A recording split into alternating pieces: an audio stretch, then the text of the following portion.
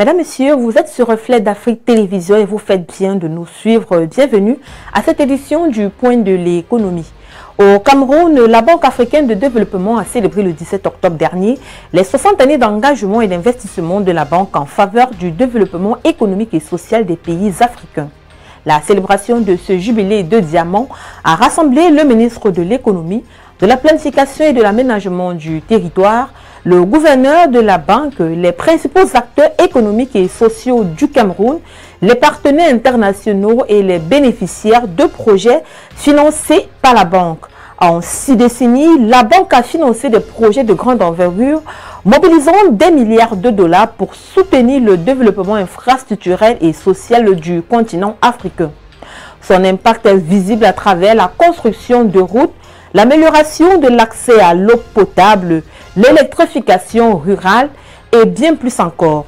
Cet événement a été l'occasion de mettre en lumière les contributions significatives du groupe de la banque au Cameroun dans les secteurs stratégiques tels que les infrastructures, l'agriculture, la santé, l'éducation avec un impact direct et durable sur les conditions de vie des populations. Aujourd'hui, la Banque africaine de développement se concentre sur l'avenir avec des initiatives axées sur l'industrialisation, l'intégration régionale et l'amélioration des conditions de vie des Camerounais. Depuis sa création à ce jour, l'institution a approuvé en faveur du Cameroun des opérations d'un montant de 4,9 milliards de dollars, soit environ 2 940 milliards de francs CFA. Actuellement, 23 projets sont en cours d'exécution. Le groupe cadiste de l'homme d'affaires camerounais Célestin Tawamba a conclu un second accord avec Somdia pour reprendre la société Le Grand Moulin du Cameroun et la société Le Grand Moulin du Phare, les filiales du groupe français Castel spécialisé dans la production de farine de blé au Cameroun et au Congo. Dans un communiqué conjoint signé le 16 octobre dernier, les deux structures ont indiqué que cet accord a été soumis à l'approbation des autorités réglementaires compétentes. Bien que le coût officiel de la transaction n'a pas été dévoilé, la presse évoque un montant de 50 milliards de francs CFA financé par un pool bancaire conduit par Philanfest Bank. Une information que Cadis n'a pas souhaité commenter.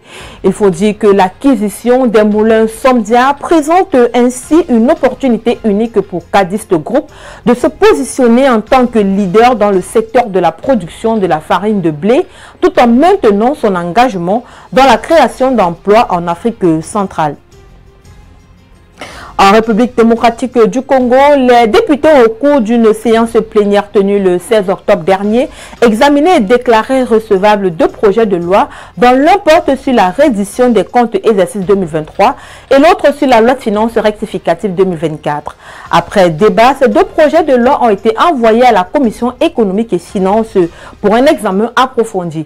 Ici est de noter que le projet de loi de finances rectificative qui a été adopté est chiffré à 49 847 milliards de francs congolais. Dans son intervention, Aimé Boji Sangara, ministre d'État, chargé du budget, a noté une augmentation de 21% par rapport à la loi de finances initiale de 2024, chiffrée à 40 986 milliards de francs congolais, équivalent et représentant 22% du PIB.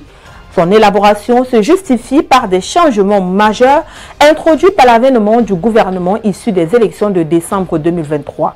Les pressions sur le cadre macroéconomique suite aux chocs externes et internes, l'issue heureuse des négociations du contrat sino-congolais, l'aboutissement des négociations avec la Banque mondiale pour des appuis budgétaires importants.